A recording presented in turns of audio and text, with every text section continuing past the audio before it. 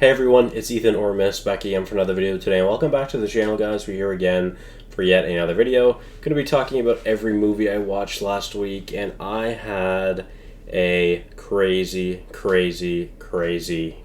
week.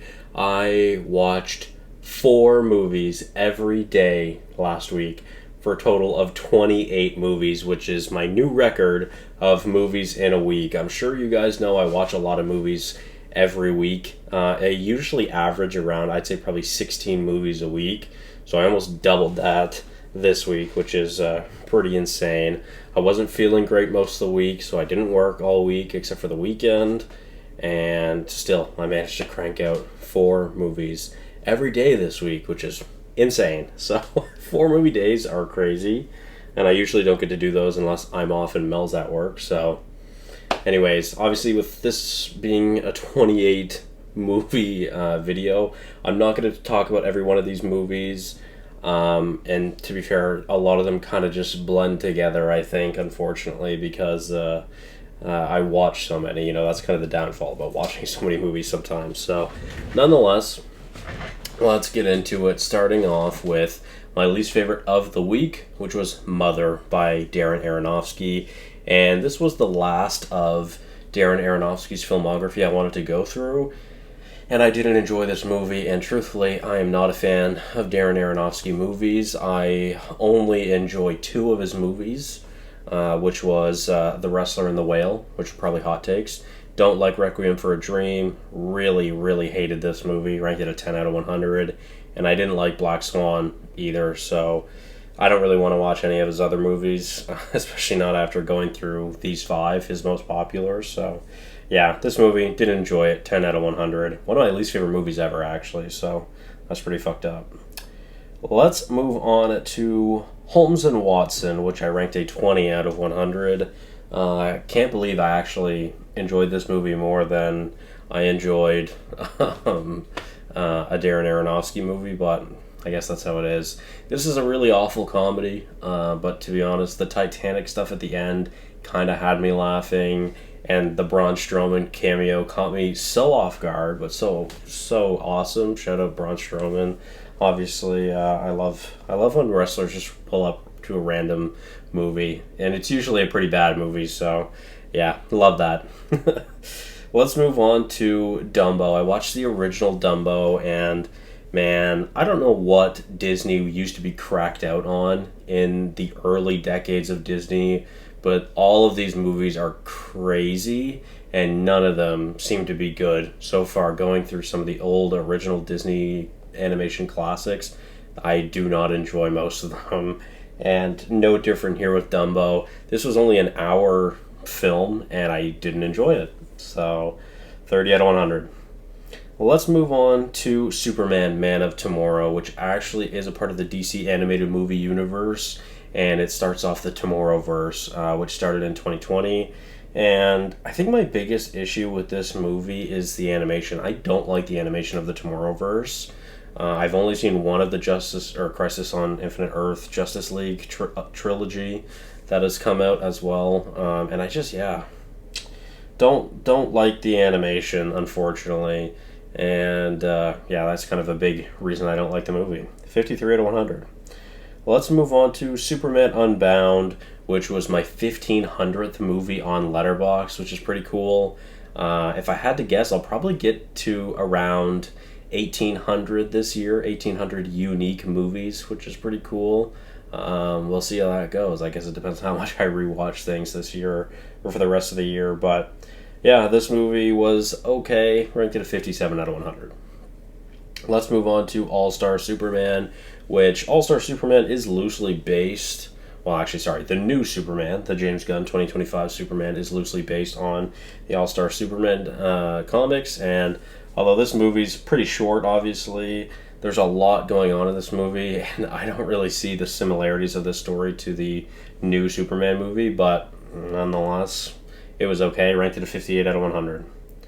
Now let's move on to James Gunn's Superman. I sadly did not love this movie, and I would really suggest reading my review. I wrote a lot, and I think it's I think it's important to read where I come from on this review because a couple of months ago, when this teaser was playing in the IMAX theater, my Cineplex just got IMAX in November last year when Gladiator 2 came out, and I, ever since then, we've been getting these new IMAX trailers in IMAX, and seeing when that Superman trailer came out in the IMAX showings, I got super emotional and I got really, really invested every single time I watched it.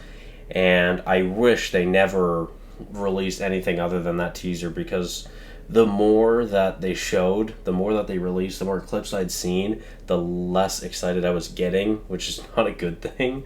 I should be getting more excited. And man, I remember during the Minecraft movie, me and Mel were in the theater with some friends, and Mel and I were watching the Superman trailer, and we were both like literally on the edge of tears, so emotional about Superman and the hope that Superman gives us. And Mel's not even that big of a Superman fan or a DC fan really in general, especially not compared to myself. And yeah, unfortunately, I didn't feel that same hope as I felt once in the trailers, and that's a really big issue with this movie. I just didn't feel the hope in it, and obviously Superman is a very hopeful character, and I really wanted to be more invested into this universe, into these characters, this franchise, this movie, and I just wasn't, unfortunately. I'm going to rewatch it, no doubt in my mind. I'm going to rewatch it, give it another try, hopefully enjoy it more. But yeah, unfortunately, I didn't love this movie, and it's probably the most disappointing 2025 release of the year just because of that, which really sucks. I'm not going to lie. So let's move on to Superman Red Son, which I ranked as 63 out of 100. This movie's absolutely psychotic and crazy. There's so much happening. There's so many different plot points. There's a lot about like communism, socialism, political talks in this movie. This is a crazy movie. I'd suggest watching it just because it's insane. There's pretty enjoyable action, and of course we get a little bit of Batman versus Superman as well, which is always fun. 63 out of 100. Also, a Russian Batman, who was really awesome. Well, let's move on to Hercules, which I ranked as 64 out of 100. I was actually going to watch the Disney animated Hercules last week. Then I was going to do it this week, and I didn't get around to it, so I think I might do it next week. But yeah, anyways, this Hercules I've seen before years ago. My parents have seen this countless times. My mom's favorite actor and favorite celebrity crush, favorite person on earth is The Rock, is Dwayne The Rock Johnson. So I've pretty much grown up with all of his movies, and maybe that's why I somewhat enjoy this movie, because I know not a lot of people do like this movie. But yeah, I've been wanting to rewatch this for quite some time now anyways. So 64 out of 100, I had a good time with it. Let's move on to the first of, I believe, 3 documentaries this week. Starting it off with Trainwreck, The Real Project X. This is crazy, and parties scare me.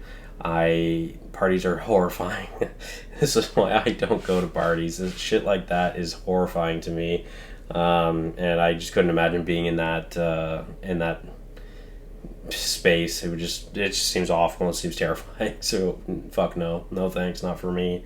Rank it a 65 out of 100.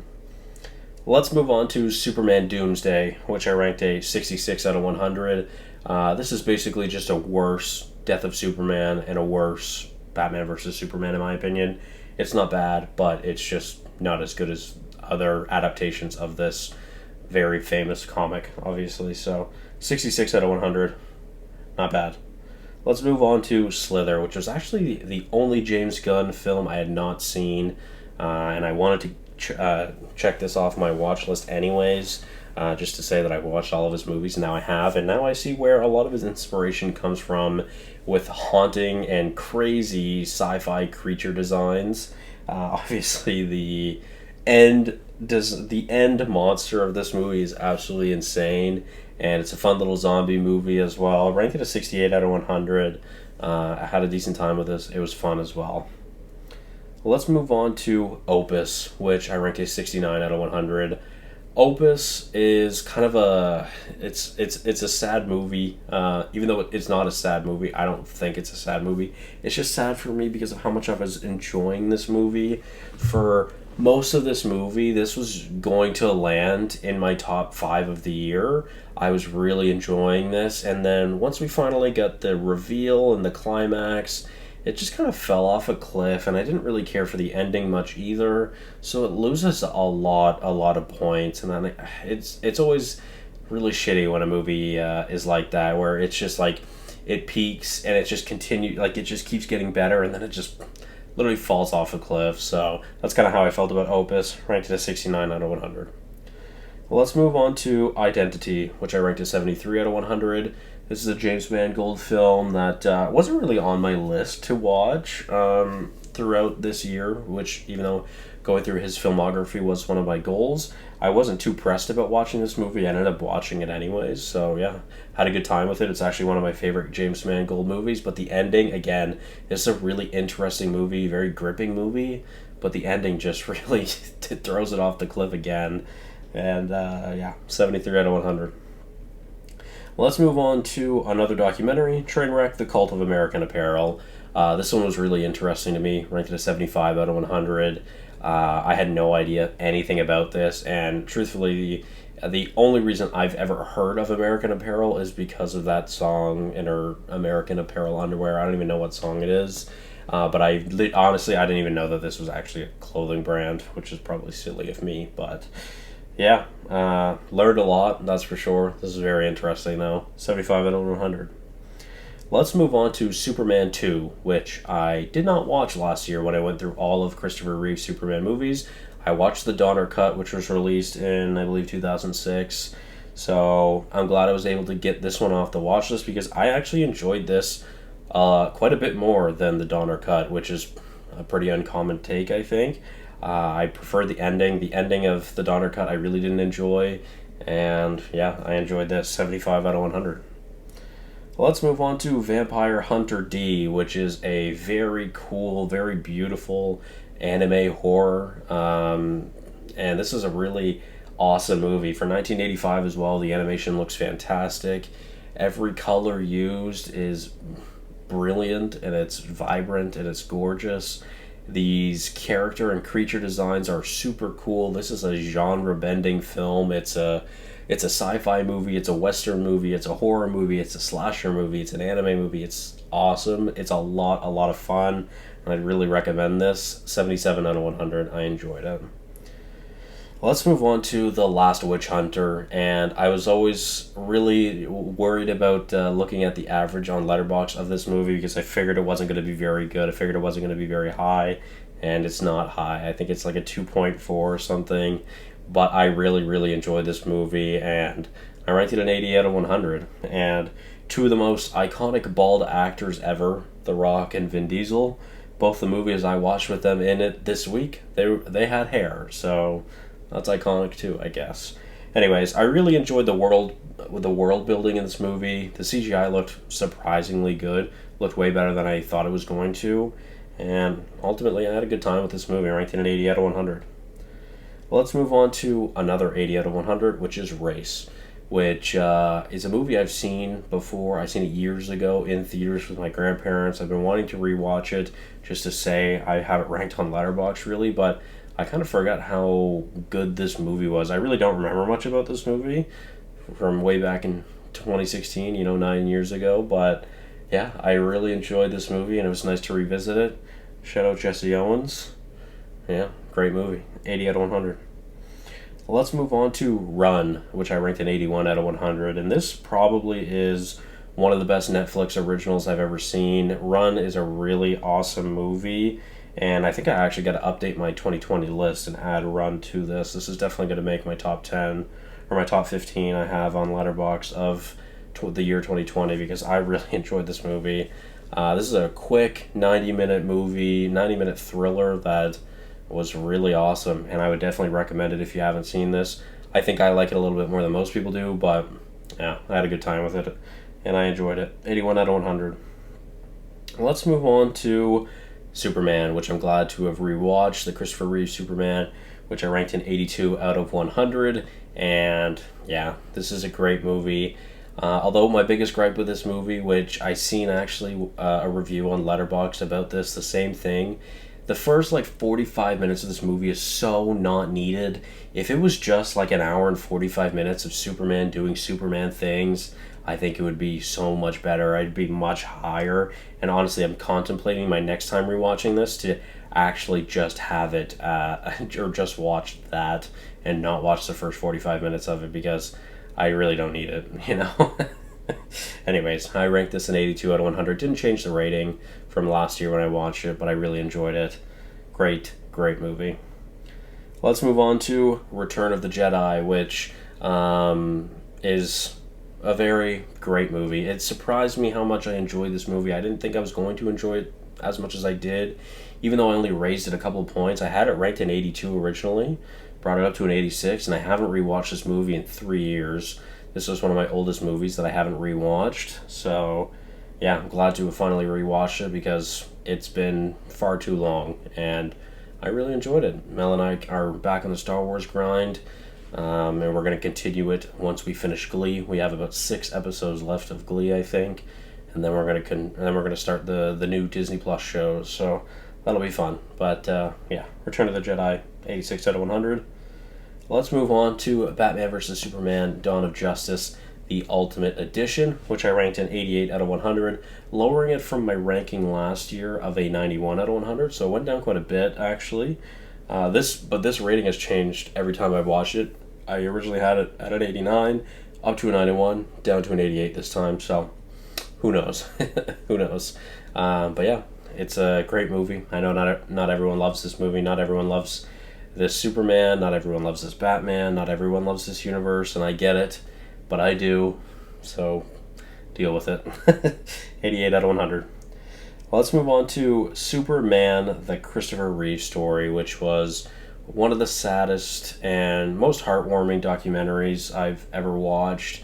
It really showed just how wonderfully amazing Christopher Reeve was and how he really was Superman. He was amazing. He was absolutely incredible, and it's a really sick twist of fate of what happened to Christopher Reeve, unfortunately. But I'm really, really glad I watched this movie. This is a very important movie that I think a lot of people should watch. This is a very informative documentary, and I would recommend this more than most things on the list this week. So, 90 out of 100, and rest in peace to the great Christopher Reeve.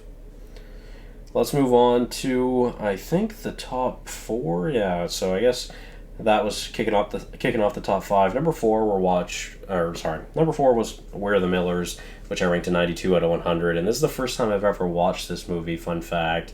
And I had a great time with this movie. Mel and I were both laughing a lot. Mel has seen this before, but I've never seen it, and we were both having a really great time with it, laughing. And I literally got to a point where I was crying of laughter, which I cannot think of a movie that has ever made me do that. So had a great time with this movie, laughed a lot, really enjoyed it.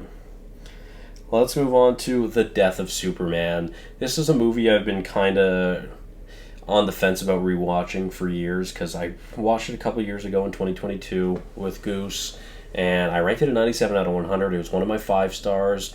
It obviously went down. It's no longer a 5-star. Ranked it a 94 out of 100.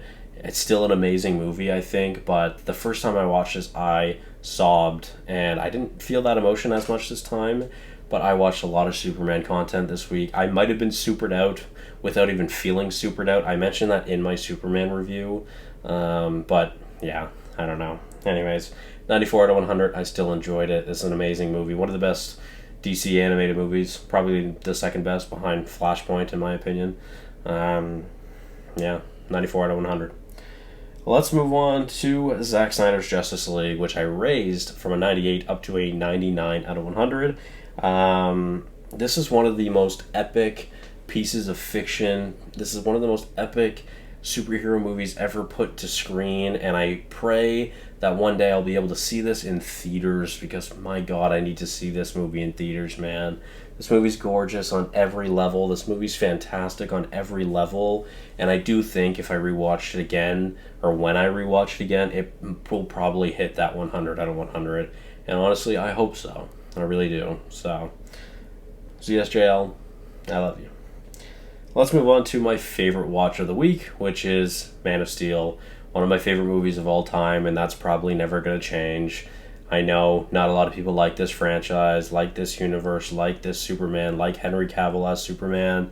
They don't like the darkness, they don't like the dark nature of this Superman, but I do, and Henry Cavill's one of my favorite actors. I'm probably biased, but I love this movie, and I always will, and I take no shame in it whatsoever. So if you don't like it, all the power to you. I hope you enjoy the new Superman. I hope you enjoy David Cornsweet's Superman more than this one. As long as you enjoy some Superman content, that's really all I hope for. Anyways, thank you guys all so much for watching. Hopefully you did enjoy, and I'll see you guys in the next one. This was a long one, so thanks for your patience, and I'll see you guys in the next one. Bye-bye.